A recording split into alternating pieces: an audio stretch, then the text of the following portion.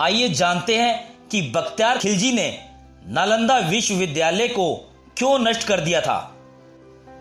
उस समय बख्तियार खिलजी ने उत्तर भारत में बौद्धों द्वारा शासित कुछ क्षेत्रों पर कब्जा कर लिया था और एक बार वह काफी बीमार पड़ा। उसने अपने हकीमों से काफी इलाज करवाया मगर वह ठीक नहीं हो सका और मरणासन स्थिति में पहुंच गया।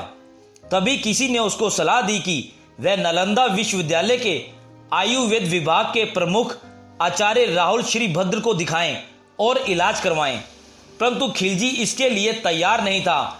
उसे अपने हकीमों पर ज्यादा भरोसा था। वह यह मानने को तैयार नहीं था कि भारतीय वेद उसके हकीमों से ज्यादा ज्ञान रखते हैं या ज्यादा काबिल हो सकते हैं। लेकिन अपनी जान बचाने के लिए उसको नालंदा विश्वविद्यालय के आयुर्वेद के प्रमुख आचार्य राहुल श्रीभद्र को बुलवाना पड़ा। फिर बख्तियार खिलजी ने वेदराज के सामने एक अजीब सी शर्त रखी और कहा कि मैं उनके द्वारा दी गई किसी भी प्रकार की दवा नहीं खाऊंगा, बिना दवा के वो इसको ठीक करे।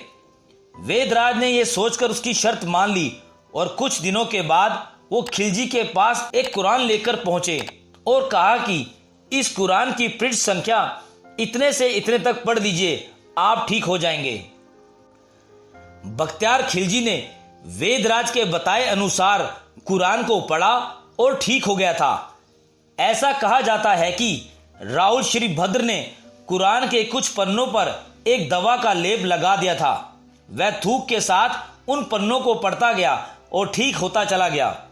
खिलजी इस तथ्य से परेशान रहने लगा कि भारतीय विद्वान और शिक्षक को उनके हकीमों से ज्यादा ज्ञान था।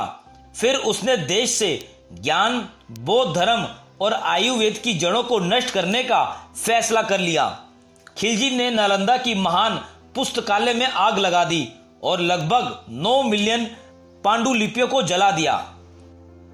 ऐसा कहा जाता है कि नालंदा विश्वविद्यालय में इतनी किताबें थी कि वह 3 महीने तक जलती रही। इसके बाद खिलजी के आदेश पर तुर्की आक्रमणकारियों ने नालंदा के हजारों धार्मिक विद्वानों और भिक्षुओं की भी हत्या कर दी। नालंदा विश्वविद्यालय से जुड़े कुछ महत्वपूर्ण तथ्य। नंबर 1, नालंदा की लाइब्रेरी में तकरीबन 90 लाख पांडुलिपियां और हजारों किताबें रखी हुई थी। नंबर 2, नालंदा विश्वविद्यालय को दूसरा सबसे प्राचीन विश्वविद्यालय माना जाता है। तक्षशिला के बाद क्या आप जानते हैं कि 800 साल तक अस्तित्व में रही। नंबर 3, नालंदा शब्द संस्कृत के 3 शब्द ना, आलम, दा से बना है। इसका अर्थ ज्ञान रूपी उपहार पर कोई प्रतिबंध ना रखने से है।